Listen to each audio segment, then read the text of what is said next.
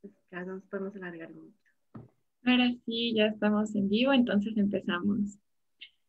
Buenas tardes con todos y todas. Les doy la más cordial bienvenida por parte de la Facultad de Economía de la Pontificia Universidad Católica del Ecuador y del Instituto de Investigaciones Económicas de la PUCE a este webinar que tiene como temática la desigualdad global y el COVID-19, en el que se realizará una presentación del informe sobre desigualdad de Oxfam 2021.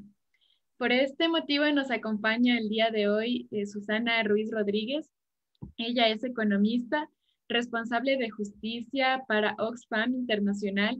Participa regularmente en los espacios de relación de Oxfam con el G20, la OCDE, el FMI y la Unión Europea, además de otros organismos regionales. Ella es autora y coautora de varios informes de Oxfam sobre desigualdad, fiscalidad internacional y la responsabilidad fiscal de grandes transnacionales. Además, contribuye regularmente con blogs y artículos sobre la materia.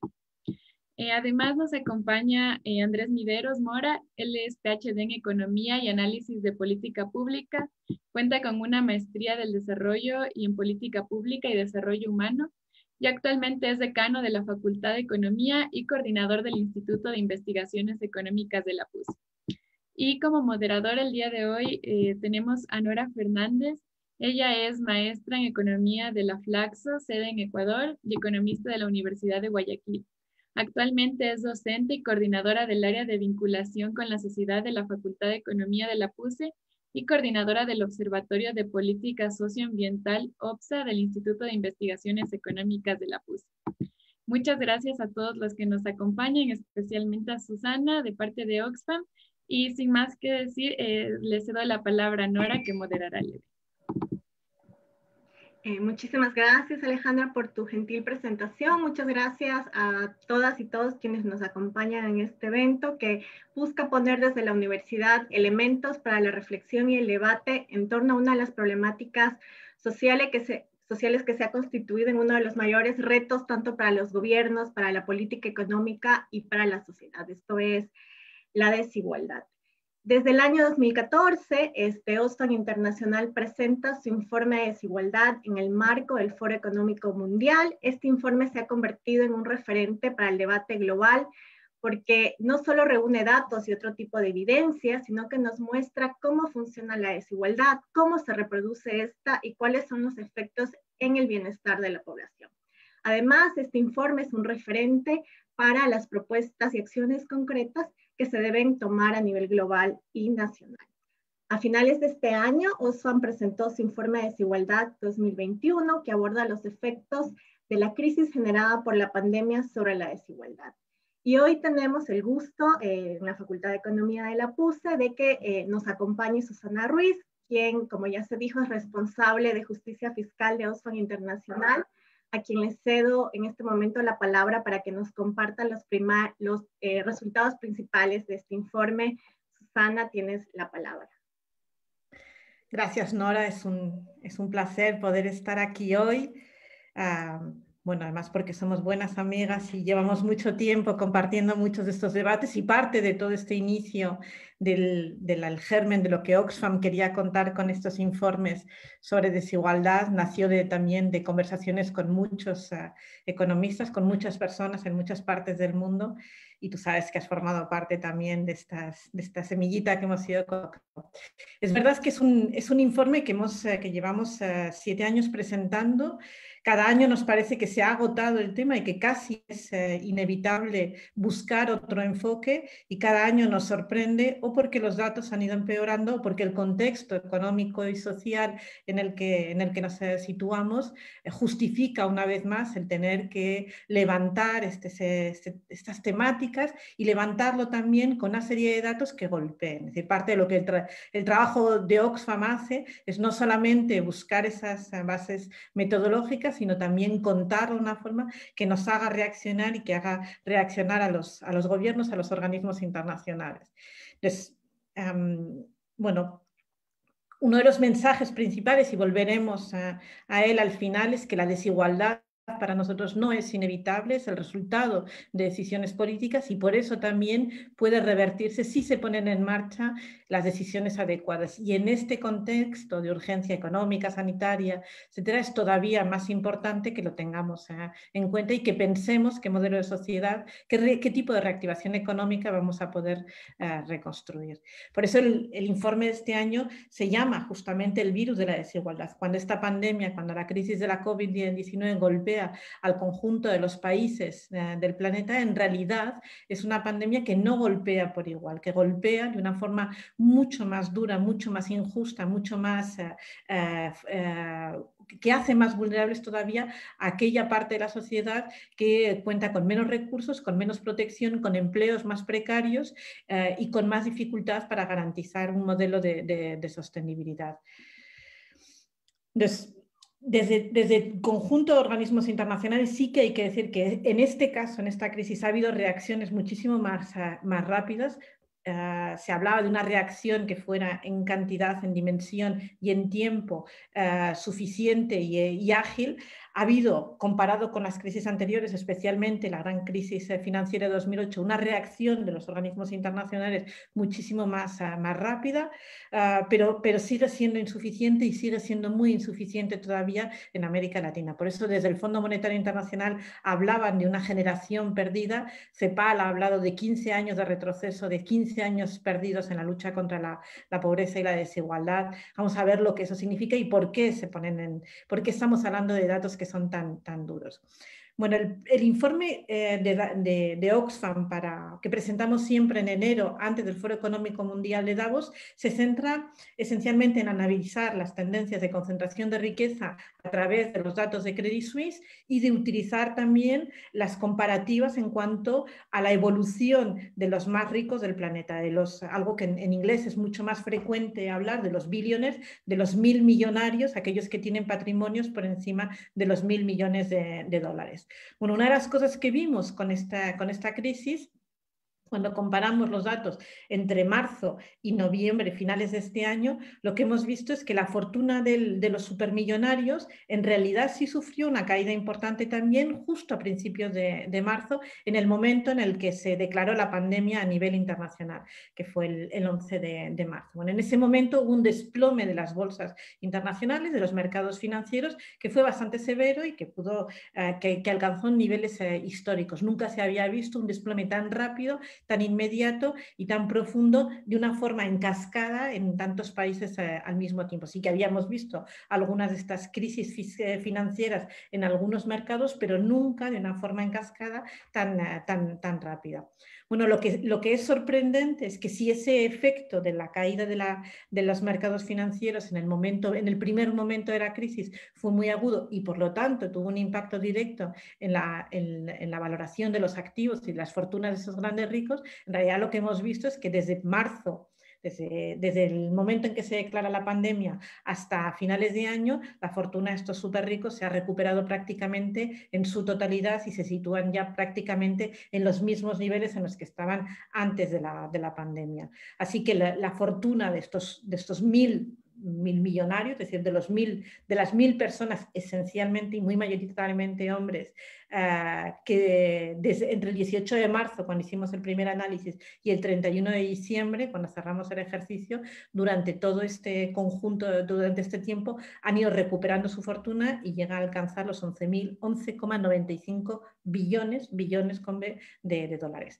Solo los 10 más ricos, todos hombres, han visto durante este periodo de tiempo, han visto cómo su fortuna crecía en 540.000 millones de dólares. ¿Qué es lo que significa esto para América Latina? Entonces, lo que hemos visto es que entre marzo y diciembre, los 60.000 millonarios que hay en América Latina han visto aumentar su fortuna en 104.000 millones de dólares en este periodo de tiempo, lo que, para que nos hagamos una idea, porque es difícil con estas magnitudes, equivale prácticamente a la mitad de la inversión, del conjunto de inversión pública en salud de la región.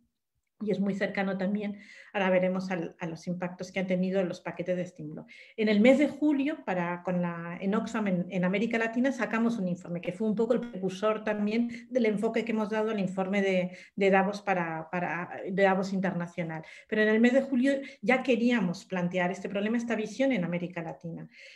Y en ese momento lo que veíamos que en 12 de julio, cuando hicimos el análisis, ya se habían recuperado una gran parte de la fortuna de estos súper ricos. En 16 semanas ya habían generado 48.200 millones de dólares desde el momento en que se habían desplomado, es decir, se habían recuperado en gran medida, lo que equivalía a esta fortuna generada durante este periodo de tiempo al 38% del conjunto de paquetes de estímulo de toda la región. Según el BID, alcanza el 2,7% del Producto Interior Bruto de la región. Y son 8 veces los préstamos de emergencia concedidos por el Fondo Monetario Internacional. No las líneas de crédito que se han puesto en marcha, que se han activado solamente para 3 países, pero sí el conjunto de todos los préstamos de emergencia concedidos desde el Fondo Monetario Internacional. Es decir, en esas 16 semanas lo que vimos es que se habían ido generando, que habían aparecido 8 nuevos millonarios, es decir, en una época en la que tantos millones de empleos destruidos, tantas personas tenían o que cerrar su actividad o que estar en unas condiciones realmente muy duras, habían ido apareciendo un nuevo millonario cada 2 semanas y habían ido generando 436 millones de dólares de riqueza adicional durante este periodo de tiempo al día. Entonces, cuando pensamos en estas magnitudes, en esta riqueza generada, hay que contraponerlo con una de las principales urgencias que tenemos en este momento, que es entender las dificultades que muchos países, incluso la comunidad internacional, tiene para garantizar recursos suficientes para financiar el acceso a la vacuna universal al conjunto del planeta. Bueno, pues si tomáramos solamente lo que los 10 más ricos del planeta, como lo que ha crecido su fortuna durante este periodo de tiempo, desde marzo hasta finales del ejercicio, bastaría lo que han crecido, es decir, no su fortuna en total, solamente lo que ha crecido su riqueza durante este periodo de tiempo sería suficiente como para financiar el acceso a esa vacuna universal para el conjunto de las personas. Entonces, hay que contraponer esta sensación que tenemos de que es una crisis. Se ha hablado de que era una crisis que tocaba a todo el mundo por igual. No es verdad. Es decir, sí es verdad que se puede contagiar, pero es verdad que contagia mucho más fuertemente a aquellas personas que están expuestas, a aquellas personas que tienen trabajos precarios, a aquellas personas que tienen condiciones de habitabilidad mucho más difíciles y a aquellas personas que en conjunto tienen unos niveles de protección social insuficientes, inexistentes o inadecuados para garantizar también el acceso a unas políticas de sanidad que permitan resolver o que les permitan ser atendidos en el momento de los contagios. Entonces, no hay nada que nos haga pensar que es un virus que toca a todo el mundo, que es una pandemia que nos iguala a todos. Es un virus extremadamente desigual y golpea con muchísima más fuerza a aquellos que son más vulnerables. Por eso hablamos del virus de la desigualdad.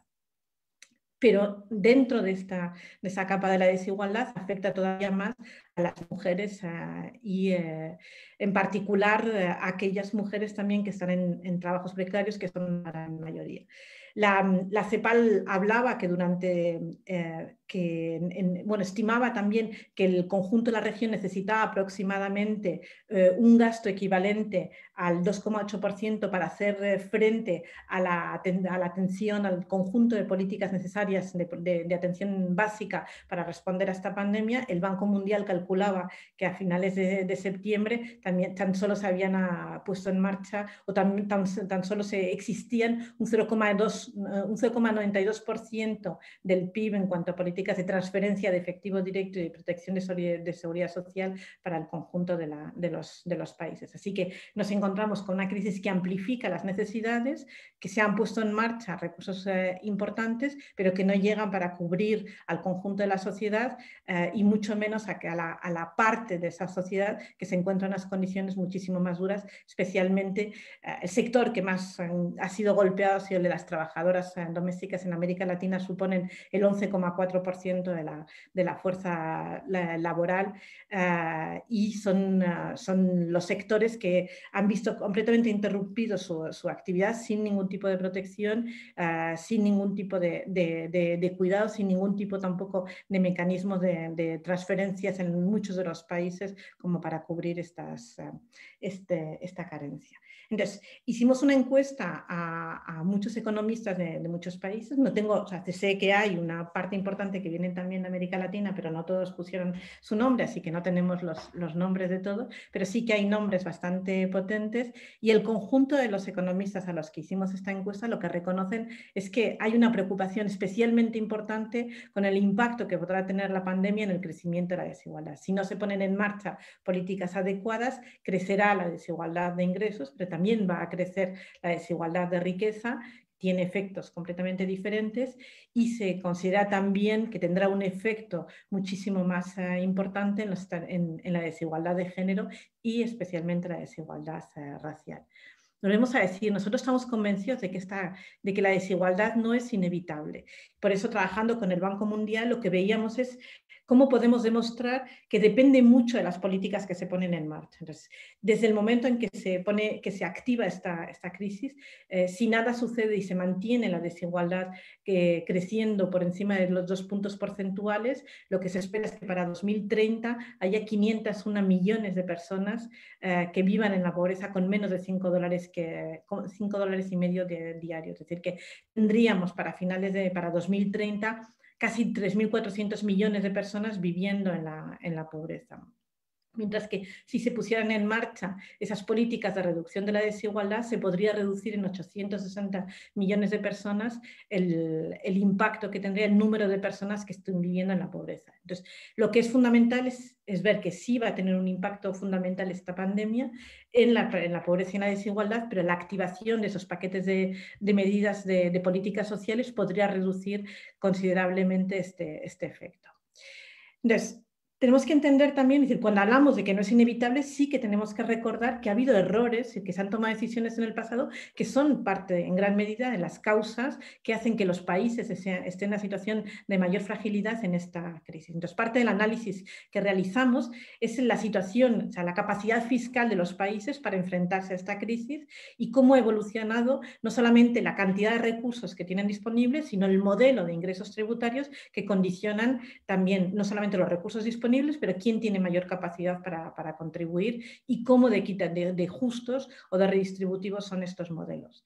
Entonces, lo que sí vemos es que desde la crisis pasada, en 10 años, es decir, los últimos datos que tenemos para una muestra tan amplia de países son de 2007 a 2017, lo que vemos es que las contribuciones en el impuesto sobre la renta empresarial y sobre el patrimonio, riqueza, dividendos, etcétera, el conjunto de lo que son el paquete de impuestos sobre la riqueza ha caído, especialmente la renta empresarial, es decir, las empresas pagan menos de lo que pagaban antes de la crisis financiera anterior, a pesar de que han recuperado sus niveles de beneficios, de utilidades previos a la crisis, y en cambio se ha trasladado de una forma mucho más importante el esfuerzo de sostenimiento del Estado a las personas a través del trabajo, del consumo y de las contribuciones sociales. Entonces, lo que vemos es que desde la crisis financiera anterior, el paradigma fiscal ha ahondado todavía más ese modelo tributario de inequidad y de insuficiencia, dejando de gravar o pidiendo muy poquito a la riqueza y al patrimonio, a pesar del crecimiento que se ha ido produciendo en esa concentración, en esa hiperconcentración de riqueza, pidiendo muy poco a los capitales empresariales y a los capitales individuales y trasladando ese esfuerzo al consumo y al trabajo. Ahora, pensemos que esta crisis ha supuesto una casi paralización de la actividad de una parte importante de las personas y de los pequeños, de los negocios tradicionales. Entonces, si seguimos manteniendo un modelo tributario en el que aquellos que han sido más protegidos, las grandes fortunas y las grandes corporaciones, no están contribuyendo o están contribuyendo menos de lo que podrían estar haciendo y trasladamos ese esfuerzo a quienes han tenido que soportar un efecto muchísimo más duro de la crisis, el resultado es un colapso de los ingresos tributarios. Y en realidad eso es lo que, si miramos con un poco de perspectivas, es desde luego lo que ha pasado este año, pero también lo que ha ido sucediendo a lo largo de estos 10 últimos años en el conjunto de América Latina y el Caribe. Entonces, este es un dato del BID, del Banco Interamericano de Desarrollo, que lo que hace es analizar la evolución de los ingresos tributarios, del crecimiento de la economía del PIB, de la deuda y del gasto público. Entonces, lo que vemos es que durante estos 10 últimos años, el esfuerzo realmente para sostener el modelo de gasto público se ha venido generando a través de la inercia de crecimiento, simplemente, es decir, no ha habido una evolución en los ingresos tributarios separada de lo que ha sido el crecimiento del PIB, pero sí que ha crecido 3 veces más la dependencia de la deuda. Ecuador lo sabe bien, no es una lección nueva, es una brutalidad en la evidencia que tenemos de cómo se ha ido avanzando a lo largo de estos 10 últimos años, además de una forma un poco soterrada, porque en el fondo, salvo casos muy concretos en América Latina, especialmente el caso de Argentina y Ecuador, en la región no se ha hablado de una crisis de deuda, así como ya se venía anunciando para algunos de los países africanos, pero en realidad lo que vemos cuando vemos la sostenibilidad de esta deuda, no solamente midiéndola con respecto al PIB, sino con el coste del sostenimiento de las políticas públicas con respecto a la devolución de esta deuda, sí que vemos esa tensión que se ha ido generando. Entonces, esta debilidad de los países para hacer frente a la crisis, la insuficiencia del músculo fiscal que tenían antes de la crisis, es la que ha condicionado la capacidad de reacción. La capacidad, porque tienen un presupuesto mucho más reducido, pero la capacidad también de acceder al endeudamiento público para poder generar capitales adicionales que puedan suponer esa respuesta inmediata. Y eso es lo que ha hecho que la región en conjunto estuviera extremadamente debilitada en términos de salud, en términos de cobertura sanitaria, de acceso, de garantías sanitarias, pero también además porque durante esos años donde ha habido un cierto crecimiento económico, no se ha seguido manteniendo los niveles de informalidad tan altos. En estos momentos prácticamente la mitad de la población de América Latina vive en la informalidad y todos sabemos el efecto que esto ha tenido en el momento de los confinamientos más duros.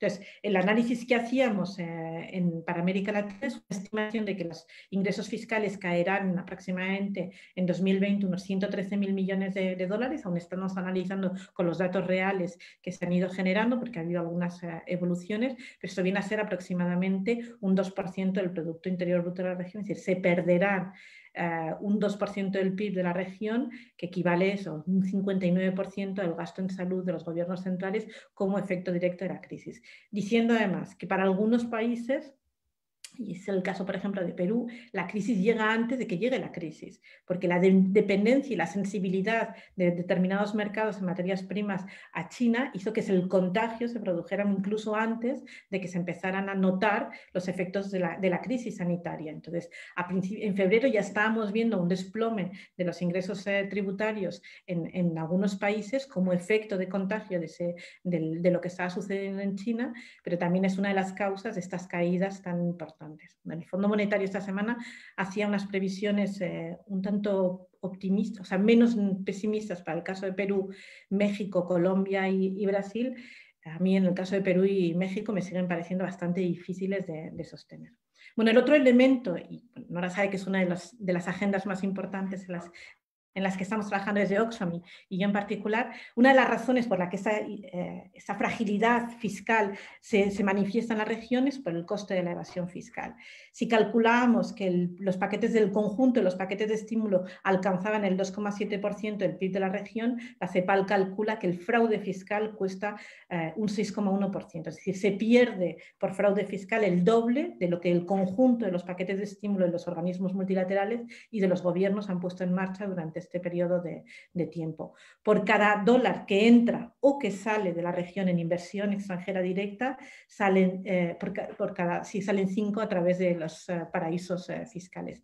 No tengo los datos de Ecuador porque no los he conseguido en la base de datos del Fondo Monetario que estamos manejando, pero realmente en el conjunto de la región, con algunas oscilaciones considerables, lo que sí vemos es que aproximadamente el 20% esa inversión extranjera directa llega o sale a través de paraísos fiscales, con algunos centros en particular como Holanda y Luxemburgo, que vuelve a ser esta semana foco de otro escándalo fiscal en Europa, porque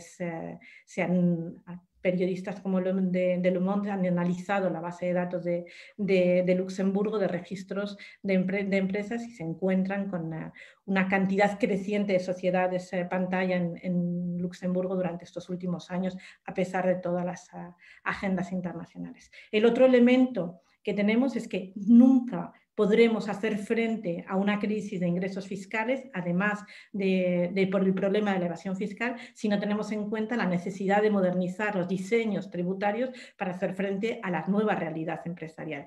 Si el sistema fiscal internacional se diseñó hace 100 años, cuando nadie se imaginaba ni lo que podía ser Facebook, ni Spotify, ni nada, ni Zoom, les parecería absolutamente imposible. En realidad, la economía digital se estima que para la región, antes de la pandemia ya se estimaba que podía alcanzar el 40% del PIB regional. Lo que sí hemos visto es que con la pandemia, con los confinamientos, ha ido creciendo, ha ido imponiéndose una normalización de la actividad económica a través de empresas digitales transnacionales o no, pero que suponen también la necesidad de adaptar los modelos empresariales a esta realidad, porque si no si ese 40% de PIB regional se mantiene, supondría que una gran parte estaría absolutamente desfiscalizado, porque empresas como Google, por ejemplo, que tenéis el dato aquí abajo, lo que hacen es registrar sus usuarios, que son las columnas en azul, en los países donde tiene una actividad económica real, es decir, cualquiera, es decir, incluido España, pero sus beneficios muy desproporcionadamente aparecen en países como Irlanda. Entonces, mientras mantengamos ese agujero en el diseño del sistema fiscal internacional, cualquier esfuerzo que hagan los países para tratar de proteger las bases tributarias se va a ir escapando a través de esos paraísos fiscales y a través de esas prácticas todavía insuficientes. Y el último punto es que la última crisis también nos demostró que se había ido creciendo, es decir, con la crisis financiera de 2008 lo único que hicimos fue acrecentar ese modelo de concentración de riqueza, pero también el modelo empresarial donde se da mayor valor al accionista.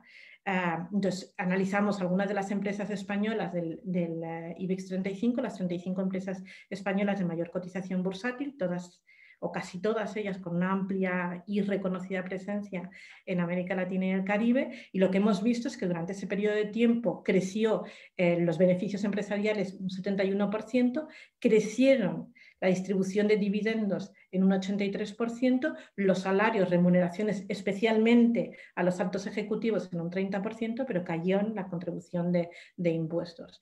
Y sin embargo, el crecimiento de los beneficios de las grandes corporaciones, de las 500 mayores corporaciones del mundo, ha crecido más del doble de velocidad de lo que ha crecido el PIB mundial. Entonces tenemos un modelo empresarial, un modelo económico en el que crece la concentración, la hiperconcentración de riqueza en manos de unas élites prácticamente desfiscalizadas. Tenemos un modelo empresarial también que ha permitido a algunas empresas que tienen comportamientos casi monopolísticos ir creciendo a una velocidad muchísimo más importante de lo que ha ido creciendo la economía mundial, y esto se ha ido transformando no en una economía que revierte en el beneficio del conjunto de los trabajadores, del conjunto de la sociedad, sino en la que se da sobre todo valor hacia aquellos accionistas que son a los que quiere proteger la empresa. De hecho, esto nos plantea un elemento adicional en la respuesta que tenemos que dar a esta crisis, es que resolver la crisis sanitaria es una urgencia, responder a esta crisis económica es una prioridad, pero no podemos dejar de lado ni la crisis ambiental ni la crisis tampoco de derechos de género que eran evidencias muy importantes antes.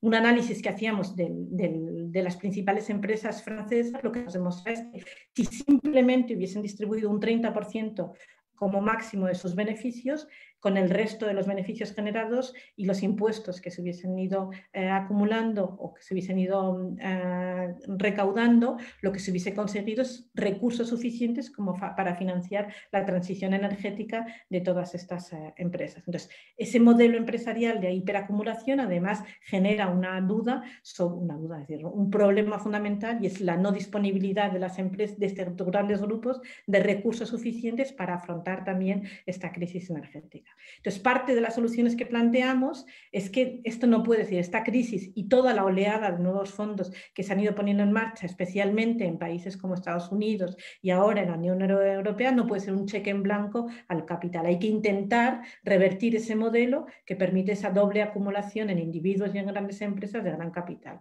Entonces, parte de lo que planteamos también es utilizar condicionalidades en el acceso a esos fondos a aquellas empresas que tienen un comportamiento fiscal más importante. Por un lado, poniendo un coto, un límite a la distribución de dividendos. Ya ha habido recomendaciones importantes en este sentido para el sector financiero por el temor al crecimiento también de las deudas, del crecimiento de las deudas empresariales durante este periodo, pero tiene que ir más allá del sector y no podemos encontrarnos con sectores tan sensibles como el turismo o otros que estén distribuyendo beneficios en plena crisis. Entonces, parte de lo que hemos planteado justamente también es recaudar más de los que más tienen, impuestos a las grandes fortunas, de solidaridad, de emergencia, pero también recurrentes, impuestos que planteen también un modelo tributario que haga recaer más, es decir, que ese esfuerzo de la contribución se traslade del consumo y el trabajo a las rentas del capital muchísimo más, de una forma mucho más importante, a dividendos, también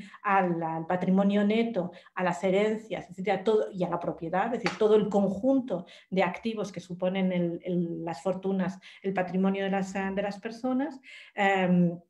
Y una recaudación de emergencia también que permita generar recursos que luego sean encaminados hacia aquellos sectores que estén generando, contribuyendo a generar un valor positivo en la sociedad. Es decir, sí que creemos que tiene que haber una limitación de los fondos públicos a empresas que estén en paraísos fiscales, la obligatoriedad de no distribuir dividendos durante un periodo de tiempo mientras se mantengan la utilización de esos fondos, y también utilizarlo para animar a las empresas a que rompan con los sesgos de género, es decir, con las diferencias salariales y con los comportamientos en los que existe un sesgo de género dentro de las propias empresas, e incluso es decir, hay que romper también con toda la captura política de esos fondos por parte de élites mucho más cercanas a los gobiernos, y es muy importante que quienes reciben esos fondos demuestren que no tienen vínculos familiares con aquellos que los están concediendo. Entonces, la transparencia, la confianza y el efecto social de estos paquetes de medidas podría tener un efecto fundamental que después realmente ponga en marcha una agenda que sea esencialmente transformadora. A mí me cuesta mucho hablar de oportunidad con esta crisis, que creo que todos tenemos demasiadas personas cercanas con condiciones muy difíciles, y a mí hablar de oportunidad me choca. No creo que nadie quiera ver en un contexto tan duro una oportunidad, un sentido positivo, pero sí creo que hay una responsabilidad en las decisiones políticas, públicas, sociales que se están tomando en este momento. Y es fundamental que esta crisis nos lleve a un modelo empresarial, a un modelo económico que sea completamente diferente, en el que no estemos generando esta acumulación del capital en unos pocos que además van a tener una acumulación y un control del poder muchísimo más importante. Esta crisis no la pueden pagar, no la podemos pagar los de siempre. No puede ser un salto en pocos meses para unos pocos en los que recuperan sus fortunas, mientras pueden ser 10, 15 años en América Latina de paso atrás, donde se reviertan los escasos avances que se habían ido generando. Y esto es. Hasta aquí bueno, he intentado sintetizar dos informes en una presentación, porque en el otro teníamos un foco mucho más centrado en América Latina, pero realmente esta idea de un modelo económico que venimos denunciando, es decir, que se concentra en muy pocas manos y que da extremado poder a determinadas empresas, impide también el avance de muchas de las políticas sociales que se están poniendo en marcha y que serían fundamentales en este momento. Yo creo que lo he hecho en 25 minutitos. Muchísimas gracias, Susana, por tu ilustrativa presentación. La verdad ha sido muy interesante, sobre todo creo que las preguntas que nos planteas, ¿no? ¿Quién debe pagar esta crisis? Y si esta crisis en realidad puede generar elementos para un cambio de sistema hacia uno menos desigual, donde haya menos brechas de género, menos brechas raciales. Nos agradecemos muchísimo. Yo le voy a pedir ahora a Andrés Midero, decano de la Facultad de Economía, que nos ayude con sus comentarios y perspectivas con respecto al informe que acaba de presentarnos Susana. Andrés. Muchísimas gracias, Nora, y muchas gracias, Susana. Un placer poder contar contigo y con esta presentación. Nos aporta mucho para el debate y la reflexión. Un saludo cordial también a todas y todos quienes nos siguen en las redes sociales y también nos acompañan aquí en la sesión de Zoom, ¿verdad? Y sí, me voy a referir al informe presentado por Oxfam y complementarlo con algunos datos y algunas reflexiones particulares para el contexto Ecuador. De ese virus de la desigualdad que nos pega, hay un primer elemento y es que ya antes de la pandemia, a nivel global y en el Ecuador en particular, ya veíamos una economía profundamente desigual, marcada por brechas de productividad, por brechas de acceso a factores, pero también por muchos privilegios socialmente construidos sobre los cuales pocos han logrado transformaciones. Entonces, algunos datos en ese sentido, plantear que la última información disponible que se tiene, 4% de las empresas en el Ecuador concentran el 73% de los activos y el 74% de las ventas, es decir, una clara concentración de mercados. Las brechas de escolaridad entre el 10% más rico y el 10% más pobre son de 8 años. Y eso tiene unas repercusiones finalmente también tanto en capacidades como en accesos a distintas oportunidades en el mercado laboral. Y que solo 1,3% del 10% más pobre tiene un empleo adecuado, mientras que en el 10% más rico son el 87%, casi 9 de cada 10. Que antes de la pandemia, el 59% de los hogares ecuatorianos tenían ingresos inferiores al costo de la canasta básica. Y también ver que la pobreza en términos multidimensionales en el sector rural alcanzaba el 81% de las personas. Que en niñez, el 27% estaban en estado de desnutrición crónica, que en términos de género, el ingreso laboral promedio de las mujeres es 15% menos que el de los hombres y controlando por niveles de escolaridad, sector económico, etcétera. Entonces, una brecha estructural que está ahí. El 65% de las mujeres que han sido víctimas de violencia. Otro dato que a mí personalmente realmente me consterna es que en 2019 nacieron 1,816 niñas o niños, de niñas menores de 14 años que se convirtieron en madres como resultado de violación, que es un dato duro y sobre el cual igual las acciones que se han hecho sociales y públicas son prácticamente nulas. En términos económicos, igual, señalar un tema de crecimiento desigual. En 2019 veíamos que el sector que es gran concentrador de empleo, como es la agricultura, la ganadería, caza, silvicultura, que concentra el 30% del empleo, decrecía, mientras que sectores como actividades financieras, que tiene apenas el 0,7% del empleo, crecía al 2%. Y el sector de minas y petróleos, que concentra apenas el 0,5% del empleo, crecía el 2,5%. Entonces ya había un tema de crecimiento desigual a favor de los sectores intensivos en capital en comparación con los sectores intensivos en mano de obra. Y en términos fiscales, igual ver, sí, la CEPAL, el último dato que yo tengo disponible de la CEPAL, en términos de fraude fiscal, nos habla de alrededor de 4,000 millones de dólares al año en el caso ecuatoriano, que están ahí, pero además el Ministerio de Finanzas calcula esta figura del gasto tributario, que son los impuestos que dejamos de cobrar por exoneraciones, exenciones, subsidios, etcétera, en el 6,9% del PIB. Son 6,600 millones calculando para el año 2020. Y un elemento de esas desigualdades también en estos instrumentos de subsidios y de gasto tributario es que de esos 6,600 que son gasto tributario, 2,300 es un incentivo nombrado incentivo, o sea, es un subsidio nombrado incentivo al impuesto a la renta de sociedades, 2,280. Mientras que el subsidio al fondo de pensiones del IES, de quienes tenemos un empleo formal, es 1,500.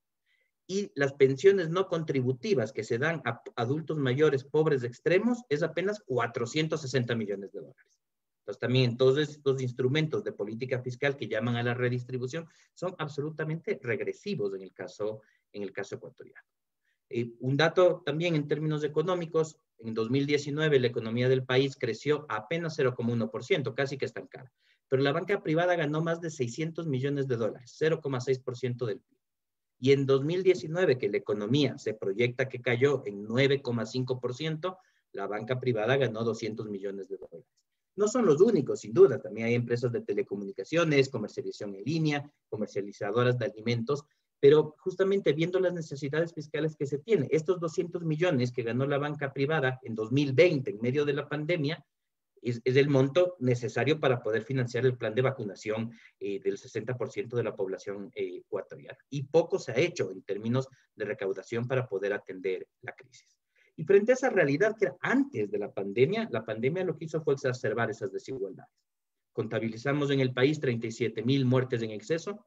Hemos visto que el 72% de los hogares con niños, niñas y adolescentes, alguien perdió el empleo, que entre los hogares de ingreso medio bajo, el 29%, casi 1 de cada 3 hogares, sufrió una reducción de más de la mitad de su ingreso antes de la pandemia. Mientras que en los hogares de ingreso altos, ese impacto de perder hasta el 50% es apenas en el 13% de los hogares. Hemos también ya estimado que el salario en el sector del trabajo remunerado del hogar, un sector que es altamente feminizado, se redujo en el 50%. Pasó de $331 en promedio a $181. Y dentro de ese sector, que es absolutamente feminizado, el 64% de las mujeres trabaja en condiciones de informalidad. Asimismo, de acuerdo a encuestas que se han hecho desde ONU Mujeres, el 76% de mujeres aumentó su carga de trabajo durante la pandemia y el 56% asesora las tareas de educación de niños y niñas, que va en la línea justamente de lo que se identifica en el informe a nivel global.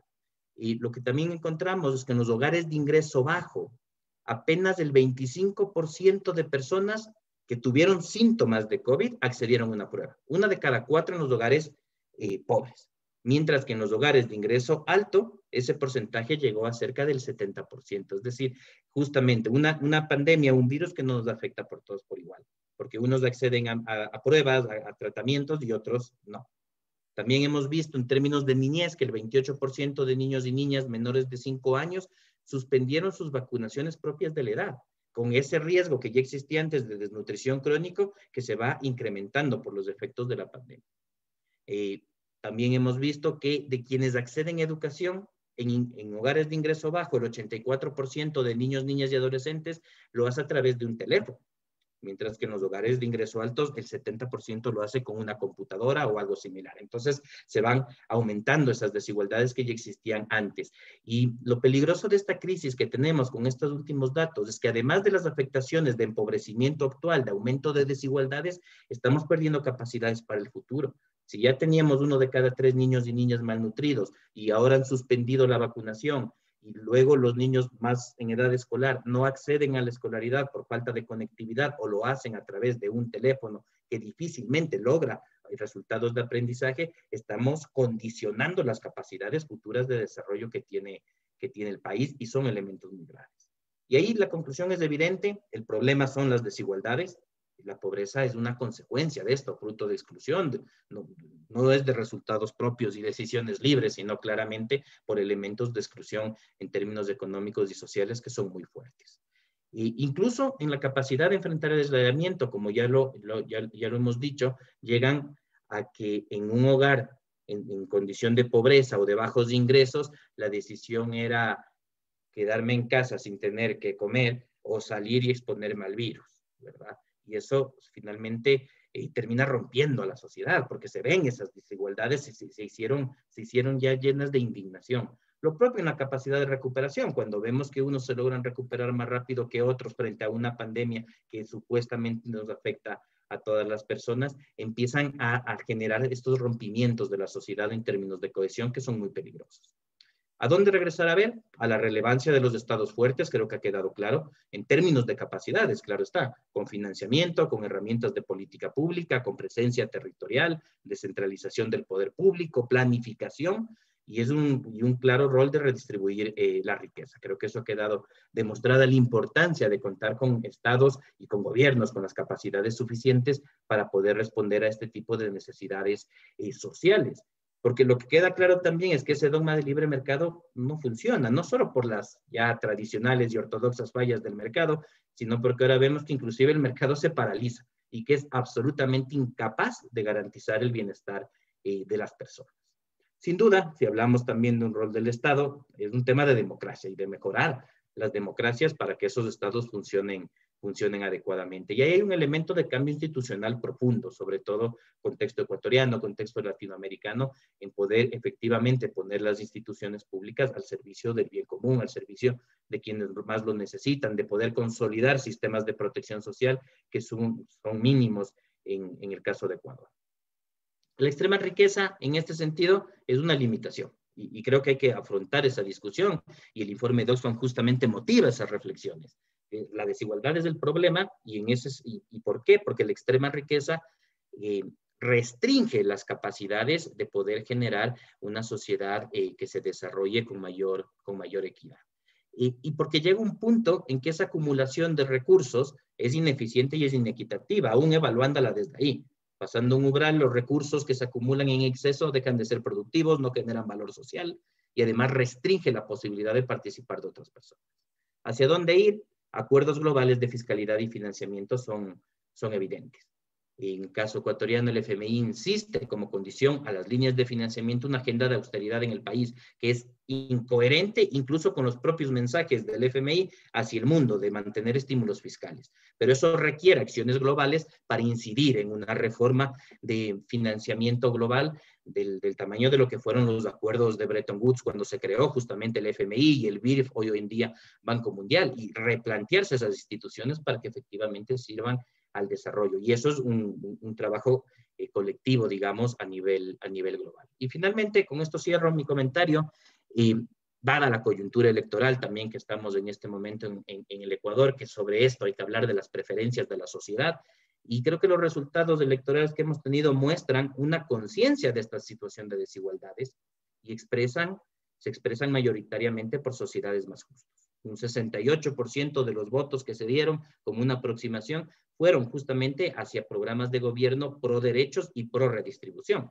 elementos de lo que se viene discutiendo en el Ecuador con fuerza desde las manifestaciones de octubre de 2019, y creo que marcan la pauta para eso, para esa agenda transformadora que es posible, como dice el último título con el que cierra el informe, y con la necesidad de tomar decisiones hoy en día. Esa nueva normalidad que tanto se ha hablado de la vida post-COVID, o con COVID, dicen ahora, porque no se sabe bien cómo evolucionará esto, no es sostenible si no se dan cambios radicales hacia sociedades con libertad real y con justicia social, económica y ambiental. Sin duda, una serie de elementos con el informe que nos dejan Oxfam, con tu presentación, Susana, que nos invitan a una serie de reflexiones sobre hacia dónde encarrilar unas transformaciones sociales que nos permitan un lugar donde volvamos a esa esencia de la sociedad, que sea útil y buena para todos y para todas. Muchas gracias. Muchísimas gracias, Andrés. Ahora voy a dar paso a la sección de preguntas. Tengo unas preguntas para Susana. Voy a empezar por ahí, luego volvemos con Andrés y luego tenemos una pregunta en común para ambos, ¿no? Susana nos pregunta, ¿de qué manera se debería medir la desigualdad por ingresos? ¿Es suficiente el coeficiente de Gini o existen mejores instrumentos? Esa es una de las preguntas. También nos preguntan si puede explicarnos la metodología utilizada por Oxfam para calcular los incrementos de riqueza de los multimillonarios. ¿Cómo evitan los sesgos de información? No sé si arrancamos ahí con estas dos preguntas, Susana.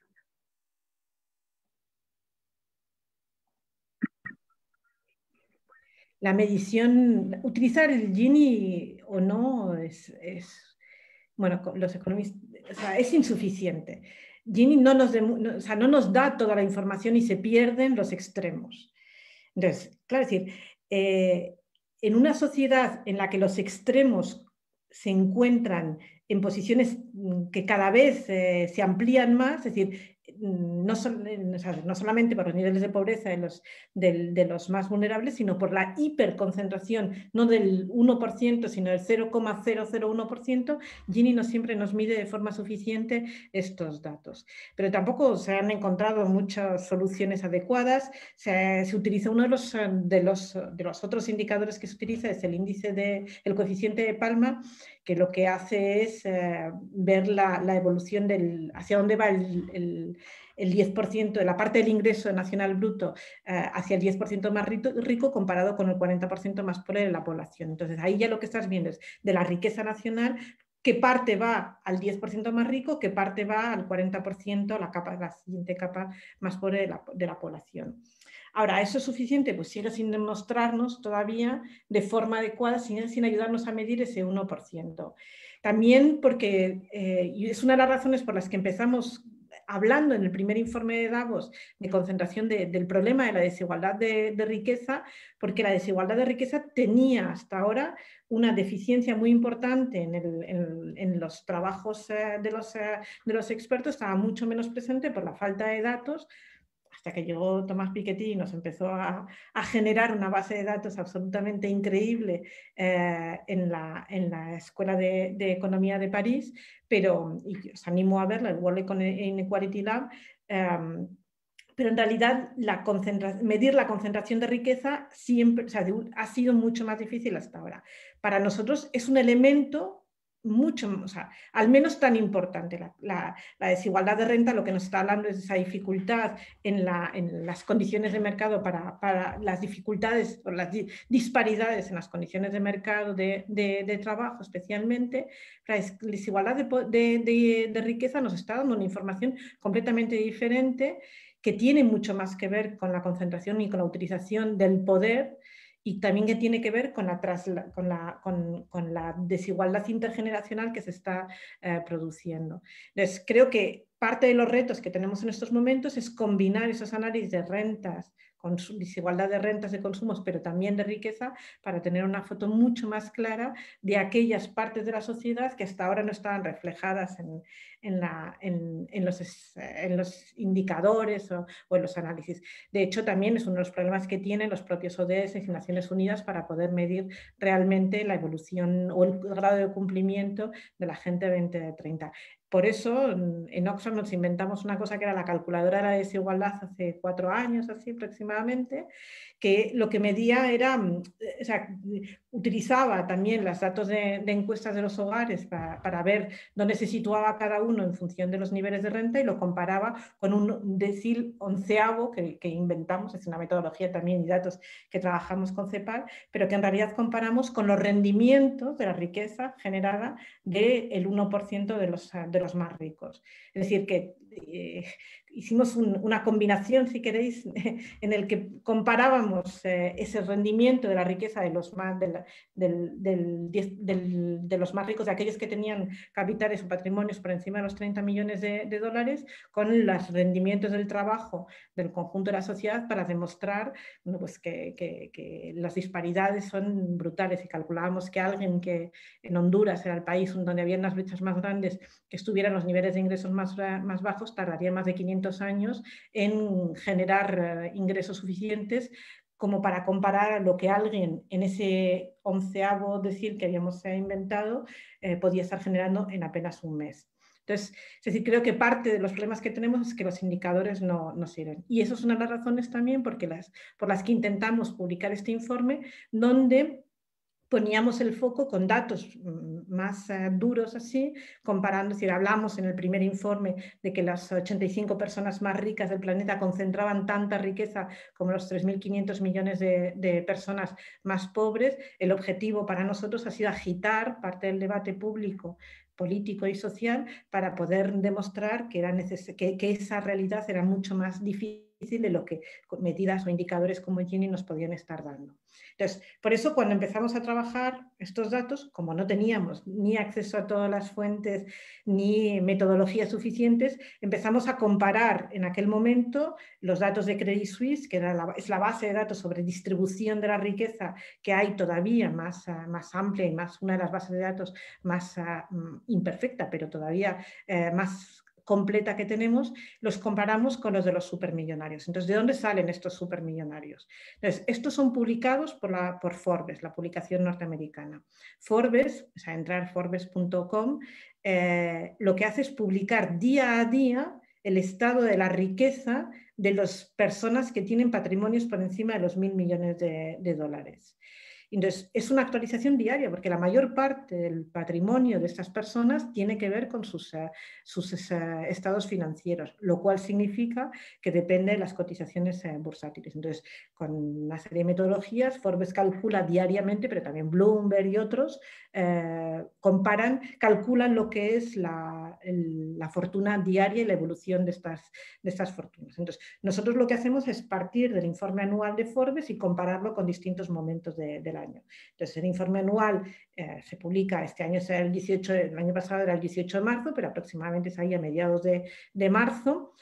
Lo que sí hicimos fue compararlo, es decir, es verdad que para cuando nosotros tuvimos el informe de Forbes el 18 de marzo, el informe anual, ya se había producido ese desplome en la bolsa. Entonces, para poder comparar con los datos, con la evolución de esa riqueza realmente y cuál era la situación de los súper ricos, lo que hicimos fue comparar los datos de febrero, del 18 de marzo y de finales de año.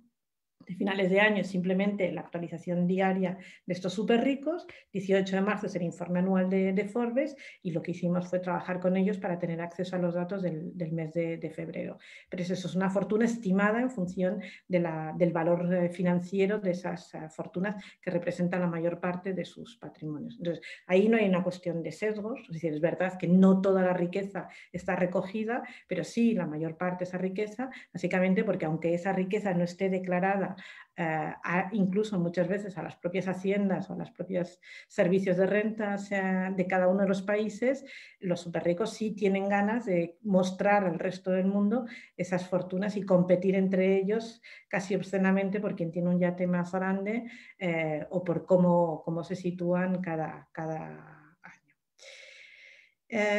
¿Y qué tan viable es? Espera, no, sigo con la pregunta que hay en el... Creo que vamos con Andrés y volvemos a la pregunta en común para... ¿Sí? Muchísimas gracias. Ojo, carrerilla. Muchas gracias. Andrés, tenemos dos preguntas específicas para ti. La una nos dice cuáles son los retos sobre desigualdad que deberá enfrentar el nuevo gobierno en Ecuador y cuál es la política más urgente a aplicar en este marco. Y la otra que nos hace uno de nuestros estudiantes es una de las medidas para disminuir la desigualdad es la participación del Estado a través de bonos, incentivos y subsidios. Pero ¿qué se puede hacer en el caso de países como Ecuador en los que la deuda es grande? ¿Hay que seguir endeudándonos? Andrés. Muchas gracias, sí. Voy por las prioridades, en donde hay brechas urgentes y claras en este momento.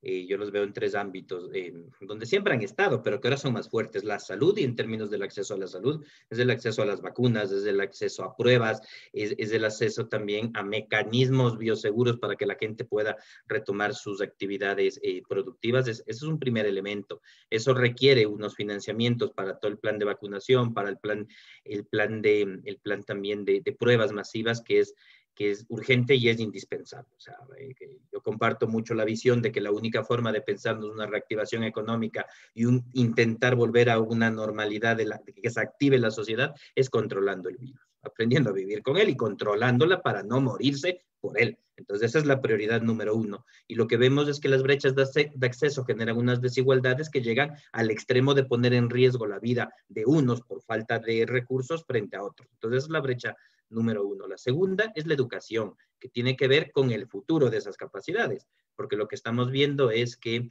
sobre todo zonas rurales, por ejemplo, el 70% de niños y niñas, esto lo dijo la ministra de Educación, no tiene acceso a Internet. Entonces simplemente no está estudiando, ¿verdad? Y quienes están estudiando en hogares de bajos ingresos lo hacen a través de un celular. Insisto en eso, los resultados de aprendizaje me quedan muchísimas dudas sobre de qué manera se van a lograr, ¿verdad? Y seguramente a medida que esas cohortes de niños y niñas vayan creciendo después de pasar 2, 3, 5, 10 años, ¿verdad? Y lleguen a edades críticas de los 15, de los 17 años, en el que el costo de oportunidad de estudiar se vuelve alto en un hogar de bajos ingresos, abandonen el proceso escolar y lo que vamos a tener son cortes con menor escolaridad. Y eso genera el aumento y la estructuralización de esas brechas económicas que hemos visto. Entonces, la segunda es ahí, es en el acceso a la educación pública, evidentemente como prioridad, y en zonas rurales. Y la tercera es el tema laboral, que también lo hemos visto, cómo aumenta la informalidad. Hay temas fuertes, por ejemplo, en el trabajo remunerado del hogar, que se ha visto que caen en informalidad, que les han sido despidos intempestivos en muchos casos, y que no hay control de parte de las autoridades, de las inspectorías del trabajo, etcétera, para ver cómo está funcionando. Pongo como ejemplo ese sector que se ha vuelto crítico. Pero también tenemos en ese mismo ámbito del empleo y del trabajo, ¿verdad?, que alrededor de 700,000 personas salieron de la población económicamente activa a lo que contabilizamos como inactiva. Y que lo inactivo no es que no están haciendo nada, sino que están haciendo actividades no remuneradas, sobre todo en los hogares, y eso sobre todo mujeres. Y ahí hay dos problemas, porque amplía las brechas en términos de ingresos entre hombres y mujeres, y por el otro lado también genera factores de riesgos de mayor violencia contra las mujeres. Entonces ahí hay otro elemento de brechas que se están dando en el mundo de lo laboral. Esos son como en donde yo mapearía en esas tres categorías 4 brechas que son urgentes de atención en el nuevo gobierno que se posesiona.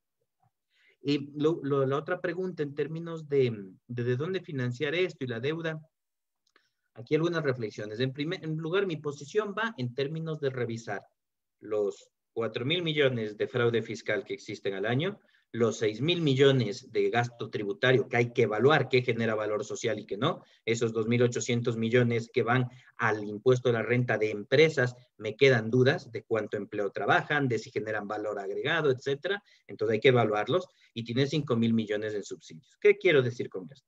Los 5.000 más los 6.000 más los 4.000 nos dan 15.000 millones. El déficit fiscal del año 2020 superó por poco los 7.000 millones. Es decir, tenemos muchísimo en donde ser más eficientes, que no implica estar despidiendo profesores ni personal de salud, sino revisar el gasto tributario, revisar los subsidios, revisar la evasión y elusión fiscal, y tranquilamente podemos encontrar dentro de eso 3, 4 puntos del PIB, 3.000 a 4.000 millones de dólares, que es lo que se requiere para dar un impulso fiscal, potenciando temas de protección social. Porque del otro lado, sí, la alternativa de la deuda siempre está ahí, pero finalmente la deuda a largo plazo es impuestos de mañana, porque es la única forma de pagar la deuda. O son impuestos ahora o son impuestos mañana. Impuestos ahora sí hay en dónde. Justamente en patrimonios no productivos millonarios, que son recursos que no generan ni reactivación económica ni ningún valor social. Entonces, ahí puedes generar una recaudación emergente en términos de gravar los patrimonios millonarios no productivos, un elemento de impuestos ahora. Y si vas por el endeudamiento, yo personalmente, no, como digo, estoy dando en prelación por dónde actuaría yo, pero en tercer lugar, sí, más financiamiento, requerimos unos acuerdos internacionales para que sean mejores condiciones y no tenerle miedo a la deuda, porque la deuda por sí misma, por definición, no es mala. Un hogar, una empresa, un Estado se endeuda, invierte para tener retornos, pagar la deuda y estar mejor. El problema es si te endeudas para la fiesta, porque ahí sí simplemente estás condicionando impuestos futuros y se acabó. Entonces, si es un endeudamiento que tenga un alto valor social y económico, pues hay que hacerlo. ¿Cuánto cuesta? Si queremos los economistas a veces poner esos costos evitados, pero ¿cuánto cuesta? ¿Cuál es el beneficio, mejor dicho, de prevenir la desnutrición, de prevenir el embarazo adolescente, el beneficio de prevenir el empobrecimiento de la gente, el beneficio de prevenir que los niños y las niñas abandonen la escuela? O sea, hay más que pagado el retorno si es que ese endeudamiento va justamente a estos elementos de cerrar brechas ahora y de garantizar capacidades futuras. Eso sería. Gracias. Muchísimas gracias, Andrés. Creo que ha sido como muy clara tu intervención. Yo tengo una pregunta para ambos, ¿no? Una pregunta tanto para Susana como para Andrés. Y es, ¿qué tan viable es una subida de impuestos, ¿no? A estos sectores que generan más, que tienen mayores ingresos o que tienen un mayor patrimonio cuando estamos en un contexto de contracción de la demanda, ¿verdad? Que disminuye los ingresos que pueden tener las empresas y su capacidad de generar empleo. ¿Realmente hay viabilidad política, hay viabilidad económica en una propuesta de cobrarle más a los que más tienen en este momento? Susana, comenzamos contigo y luego con Andrés. Yo coincido con lo que Andrés decía, hay mucho margen. Uno, porque como veíamos con la visión a nivel internacional, en realidad el mayor esfuerzo o la mayor presión fiscal recae sobre las rentas del trabajo y del consumo. Los últimos años, es decir, las últimas décadas, han visto cómo se iba aumentando esa demanda por parte de los organismos internacionales y un efecto de réplica por parte de los gobiernos de elevar cada vez más esa presión tributaria, especialmente sobre el consumo. Ha sido como la reacción fácil. Pero es que es inviable en este modelo de crisis. En esta crisis, donde justamente tenemos ese shock tan grande en los consumos, es imposible, y en los niveles de renta tan bajos, tan evidente, es imposible que pensemos en replicarlo. No solamente porque desde un punto de vista social sea negativo, sino porque además desde un punto de vista eficiente es absolutamente un suicidio en estos momentos. Entonces, lo que hay que buscar es aquellas capas, es decir, no hay soluciones milagro, hay margen. Primero, antes de hablar de elevar impuestos, hay que, como decía Andrés, cerrar las brechas de pérdidas de recursos fiscales que se están produciendo.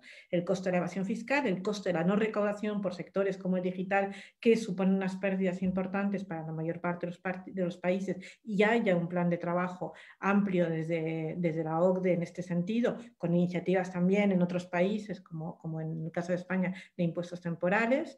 Hay que buscar también esa racionalización o ese repensar los incentivos tributarios. Es decir, si un incentivo está pensado para incentivar, es decir, para generar un efecto en la sociedad, hay que asegurarse de que está generando ese retorno social. Y si no, hay que repensarlo.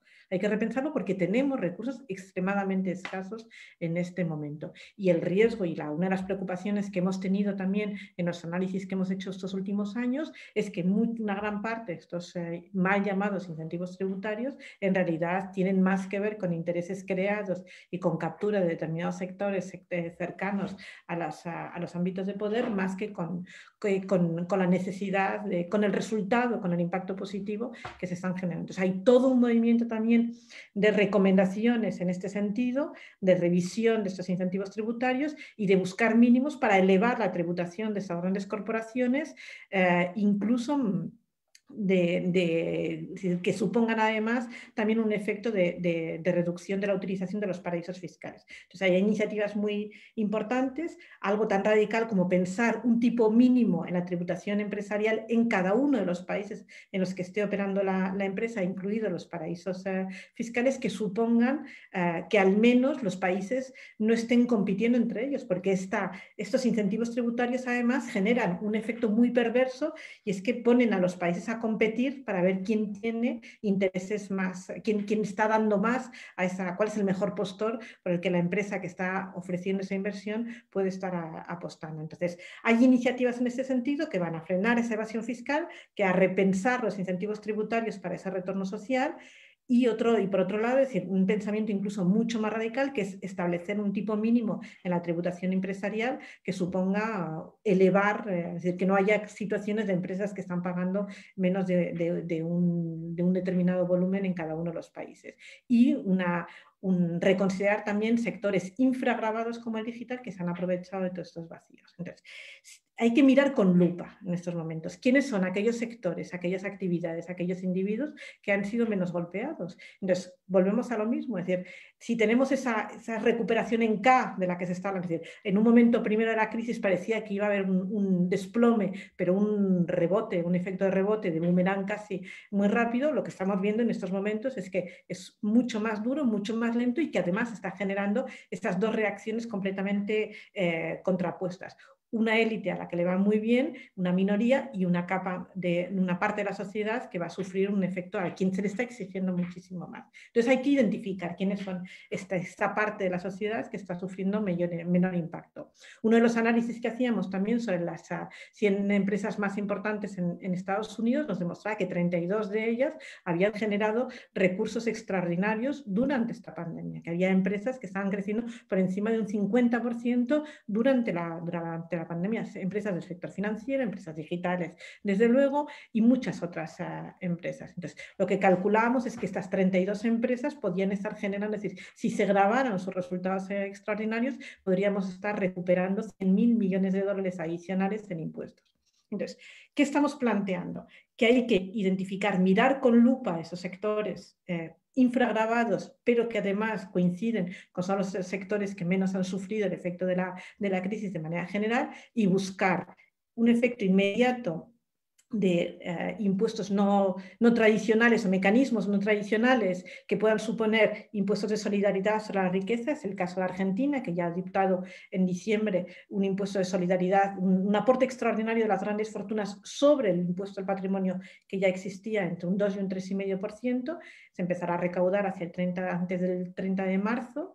Entonces, ese efecto de solidaridad o ese efecto de recaudación extraordinaria sobre las grandes fortunas, pero también lo que se llama el impuesto extraordinario sobre el impuesto sobre los resultados extraordinarios de grandes corporaciones, porque aquellas que están funcionando bien, que están operando y que siguen dando resultados más importantes, tienen una capacidad de responder de una forma más amplia a esta crisis. Entonces, es decir, además de eso, hace falta esa revisión en profundidad de la contribución del capital, de las rentas del capital, de esos capitales improductivos en particular. Entonces, ya empieza a generarse, es decir, esto que parecía una visión radical del sistema tributario empieza a ser una visión cercana a la normalidad. Y en foros internacionales, como la OCDE hace un par de semanas, lo que se estaban planteando es que es el momento de recurrir a estos mecanismos no tradicionales o alternativos de emergencia, pero que también es la hora, es decir, que es imposible salir de esta crisis si no repensamos la tributación sobre las rentas del capital y en particular sobre los capitales improductivos. Muchísimas gracias, Susana. Andrés. Gracias. En la misma línea, para complementar y no repetir ni repetirnos, el tema actual de la economía y de la contracción que se tiene está en el mundo de la demanda interna, y la demanda interna tiene consumo de los hogares, inversión y gasto público. No hay más, ¿verdad? Y tenemos que reactivar la economía en esos elementos. El consumo de los hogares no se va a reactivar porque no hay empleo y porque no hay ingreso. Entonces no hay consumo. La inversión privada difícilmente va a llegar si no tiene expectativa de ganancia, que es lo que la mueve en términos de incentivos. Y para que exista expectativa de ganancia, tengo que tener expectativa de ventas. Y para que pueda vender, tiene que haber que me compre. Pero si está restringida la demanda por los hogares que están sin empleo, no me van a comprar. Entonces no voy a invertir. Y ahí me quedo en un círculo vicioso. Me quedo ahí, me quedo estancado la economía. El único motor posible para dar un empuje que reactive eso es el gasto público, finalmente. Es un gasto público que ponga, a través de diferentes mecanismos bien planificados, con prioridades, etcétera, que lo hemos dicho, que ponga dinero en el bolsillo de los hogares, porque no hay que olvidar que en la economía el gasto público es el ingreso privado, porque el gasto público no es que se va al espacio, el gasto público se va a sueldos de hogares, se va a proveedores que son finalmente empresas privadas. Entonces, aumentar el gasto público en este momento, y ese es el estímulo fiscal, es entender lo que el gasto público es subir el ingreso privado. Subir el ingreso privado es lo que mueve el consumo privado. Y el consumo privado es lo que mueve la ganancia de la empresa privada, y ahí vienen las inversiones privadas porque ellos quieren ganar legítimamente. Ese es el mundo de la demanda interna, ¿verdad? Entonces, la única forma de hacerlo. Si es que no hay un empuje desde el gasto público que ponga a mover y transforme ese círculo vicioso en un círculo virtuoso de reactivación, difícilmente lo vamos a llegar. Y ahí llegamos al mundo de las opciones de cómo financio entonces ese gasto público. Y tienes dentro de eso estas tres opciones que coincidimos plenamente en que hay espacio para revisar en qué estás gastando y cortar con lupa. En el caso ecuatoriano, cerca de 15,000 millones. De esos 15,000, hay que reubicar unos 3,000, 4,000 millones que se lo puede hacer técnicamente y con prioridades claras. Esa es para mí la prioridad y la opción número uno. Tiene, sí, elementos de financiamiento externos e internos. Los externos ya sabemos cómo vienen y lamentablemente los externos a través del Fondo Monetario Internacional, que suenan a muy buena tasa de interés, trae unas condicionalidades de política económica que en cambio son contradictorias, porque es un banco que está viendo que luego le pagues. Como que yo vaya al banco y me digan, sí te presto, Andrés, pero como la situación está difícil y no sabes si mañana te quedas sin trabajo y todo eso, te recomiendo que para garantizar que me pagues, no comas 3 veces al día, sino solo 2, o mejor solo una, para que igual ahorres un poquito, ¿no? Entonces, es lo mismo lo que te hace el FMI a un Estado, ¿ya? Es ese tipo de condicionalidad. Entonces, hay que buscar otros elementos. Si no hay esos otros elementos, está el endeudamiento interno, que estamos en este momento en discusión a nivel de política económica en el país. ¿Qué tanto utilizo la liquidez interna para poder financiar esos estímulos? ¿Hasta dónde? Etcétera. Entonces, el segundo elemento está ahí, en el mundo del endeudamiento. Y el tercero sí es lo impositivo, y evidentemente no puedes tener mayor expectativa de un impuesto a la renta y mucho menos de un impuesto al consumo. De hecho, el impuesto al consumo habría hasta que pensarlo porque necesitamos estimular más consumo, no menos, ¿verdad? Pero a la renta es difícil, pero sí puede segmentar, porque hay sectores que han ganado mucha plata durante la pandemia. El caso de los bancos privados es un ejemplo, pero está todo un mundo de sectores económicos que efectivamente han tenido utilidades y que bien puedes tener un tema de recaudación específica hacia esos sectores. ¿Por qué? Porque esos sectores han logrado utilidades dado el contexto de la crisis. Entonces, poder venderte comida porque soy una gran empresa comercializadora de alimentos que tengo capacidad de implementar procesos de bioseguridad o de venderte a domicilio. Entonces, he aprovechado el contexto de una crisis para poder aumentar mis ventas y mis ganancias. Entonces, es absolutamente justo pensar que parte de esas ganancias se deben redistribuir para que la gente no se muera, literalmente. Entonces, sí puedes focalizar algo de recaudación hacia determinados sectores. No puede ser masivo. Así como también sí puedes focalizar una recaudación especial hacia patrimonios millonarios no productivos, diferenciando eso. No es a las empresas, es a personas naturales que tienen grandes patrimonios por encima del $1.000.000 que te permitirían cubrir. Entonces, espacio hay. Y evidentemente, en medio de una contracción, no es un tema general, sino un tema muy claro, muy específico, y eso pasa por unas capacidades de planificación y regulación muy transparentes y fuertes de parte del Estado. Gracias.